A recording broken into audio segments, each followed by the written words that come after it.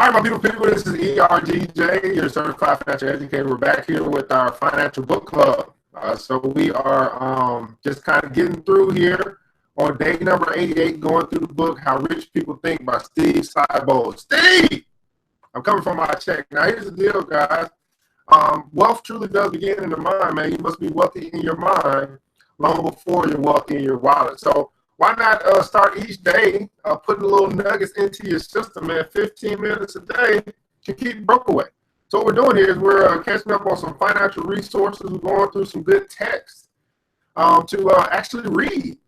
It says readers are leaders, man. And so what we put into what we have come in, you know, garbage in, garbage out, but wealth in, wealth out. So let's look to continue to build up ourselves by changing our financial philosophy, by changing what we put into our programming. And so this is day number 88. I know that you don't have a lot of time.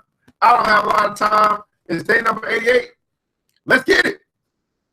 The middle class teaches their children how to survive. The world class teaches their kids how to get rich. The middle class teaches their kids how to survive, while the world class teaches their kids how to get rich. Now, the majority of us are taught by our parents, our teachers, our coaches, ministers, and other authority figures how to survive while experiencing as little pain as possible.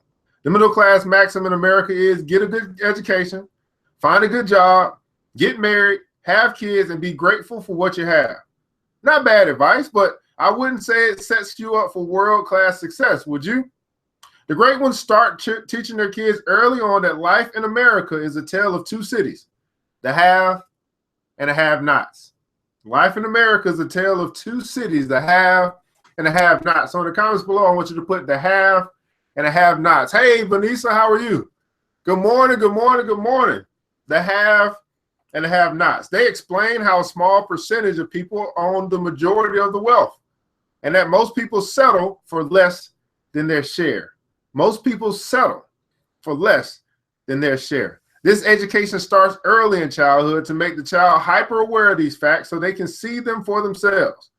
The world class teaches their children that being rich doesn't make you better. It just gives you opportunities most people won't ever have. It doesn't make you better. It just gives you opportunities that most people won't ever have. The wealthy know that even high-end private schools are limited in what they can teach their students about money, which is why they take it on themselves. Lessons about earning, saving, investing are common at the dinner table. They change the conversation at the dinner table. Wealthy parents also teach their children the distinctions in thinking between the rich and the poor. When I mention this in speeches, I have people approach me afterwards and call these parents elitists. They say rich people are teaching their kids to look down at the masses because they're poor. This isn't true. When they're teaching their kids, what they're teaching their kids is to see the world through the eyes of objective reality, what the way society really is. It's a nice thought to say everyone, regardless of their financial status, has access to all of the good things in life. It's also naive and untrue. Right or wrong, wealth offers privilege. I want you to write that in the comments below. Wealth offers privilege. Right or wrong, wealth offers privilege. And the sooner your kids know it, the more likely they are to do something about it. The sooner your kids know it, the more likely they are to do something about it. So here's the deal, guys. This is why I teach investing. I teach money principles to kids, because I want them to understand it at an early age. And so we've got a lot of things coming down the pipe to be able to teach your kids a little bit more about money if you aren't able to teach them yourselves, because I understand, I understand where I come from. All right, so here's the quote of the day from Edward Powell. It says, as a parent, the best way to teach a child about finances is to be a role model. As a parent, the best way to teach a child about finances is to be a role model. Here's your critical thinking question today. Here's what you want to think about as it relates to what we have talked about today. How much more successful would you be if you had learned how rich people think in school? How much more successful would you be if you had learned how rich people think when you were in school? And here's your action step. Here's what you want to do as it relates to what we've talked about today. Use this book as your guide.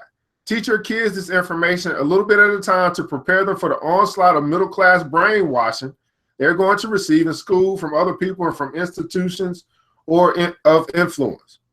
Use this book as your guide. Teach your kids this information a little bit at a time to prepare them for the onslaught of middle-class brainwashing they are going to receive in school, from other people, and from institutions of influence.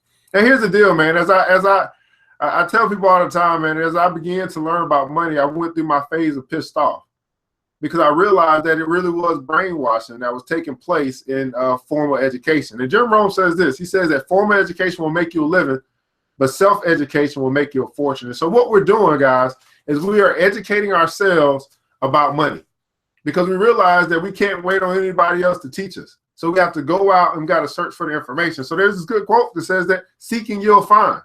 If you are looking to learn about money, then the resources to teach you about money are out there. When the student is ready, the teacher will appear. So hopefully you're in a position in 2017 where you're saying, you know what, I'm ready to do something different about my financial situation, and I'm ready to learn about money. And not only that, but I'm also ready to teach my children. I'm ready to teach my kids how to get rich. Well, hey, this is day number 88, going through the book, How Rich People Think by Steve Siebold. Steve, I'm coming from my check. That means we got 12 more days left on our 100-day journey, and then we'll be moving into another financial book. I'm trying to decide which one, but I'll let you guys know what we'll be going to next as we continue to build up our brain with some financial muscle. So remember this, guys, wealth truly does begin in the mind. You must be wealthy in your mind long before you're wealthy in your wallet.